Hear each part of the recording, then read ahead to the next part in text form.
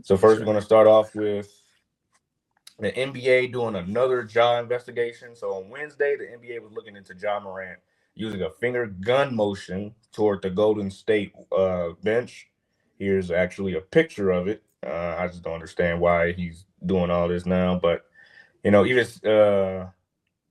yeah, even Shams reported on it yesterday, and let's get your thoughts. Yeah, I mean, I guess just to start for this, we've already known the background of this, and I think that's honestly a key factor in why this is becoming more of a mainstream topic than it is. Because I think there are certain players in the NBA that if they're doing this, not many people are very concerned about it. But I think just because of the history with Ja Morant, I think that's a big factor in this. But for me, it's just when you think about the NBA and like I said, that background, I think just looking into this aspect might be a little bit of an overreaction on the NBA's part. Obviously, they have the rightful reason to look into it, but I think that there have been more pressing issues on the court that are not as prevalent for the NBA or is not as seen by the NBA just because of I think the starstruck aspect, or I guess not the starstruck, but the fact that John Morant has been a star ever since he got into the league, and I think when you look at that aspect, I think that's the reason that they are trying to take care of this as soon as possible because of how mainstream this issue has been. Well, you can really call this a spade a spade. Like, I don't think he ever really learned his lesson for real. What was he was suspended? What 50 games last season when he did that? And He missed he's time. always hurt a lot too. So he's hurt a lot of bit this season. So when you combine hurt and then you have gestures like this to where you might end up getting suspended another 10, 20 games, even though you might not be able to do much at the end of this season, you might have to end up putting it into the playoffs. So what does that mean for the Grizzlies in the playoffs? That's the key to me. Like,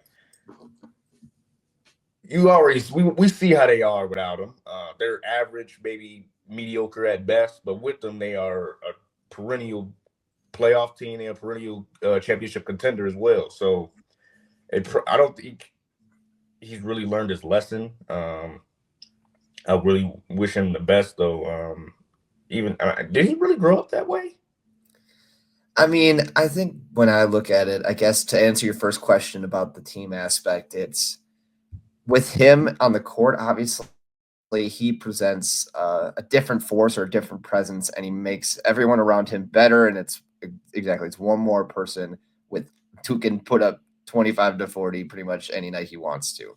But I think I mean in the past with him off the court, it hasn't even been like the Grizzlies have been awful. They've played pretty well without him, but I don't think that he should, as a result of this, miss any substantial time. So there's at least I think at the minimum he would spend at least half a series in the playoffs. And I mean this team on its own I think has the defensive presence to be able to at least get them to survive through maybe the first round. I mean it kind of depends on how they're shooting, but I guess that's kind of up for April to decide.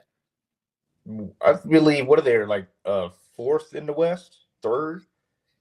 Yeah, I'd have to double No, they're check. like eighth in the West. So that means they're in a playing tournament. So they can't really afford to lose him. Like, they're going to be Right. playing either the Clip. They'll probably end up playing the Clippers the first round of the play-in tournament. If the season was to end today, they're 44-32. They have the same record, and Minnesota came from eighth place to now they're in sixth. So they've jumped two teams, and Golden State has jumped two teams as well. So it was really the Clippers and Memphis were the fifth and sixth seed, I believe. And now that you combine this incident again and him doing the gestures like he did last year on social media, even though he had a real gun on social media, um, that's going to loom large for them in the playoffs, especially if they don't even make it out of the play-in tournament. I mean, but they get automatic 2 games if they lose the first one, they get one more. Yeah, and at that point, it's just I don't think that it's going to be John Moran who makes a huge difference in those games. I think that he's someone who they would need more for a spot in the actual first round of the NBA playoffs. I think that a lot of it is going to come down to just how well they're prepared defensively, as I mentioned before. And if I think that their upside will come from if they can explore more options with that offense. And that's exactly what Ja Morant is for them. And if he's obviously not on the court, that's going to be an issue. But I don't think that there's going to be anything done within this NBA season. Yeah, that should be smart since the season is pretty much over in about 2 weeks.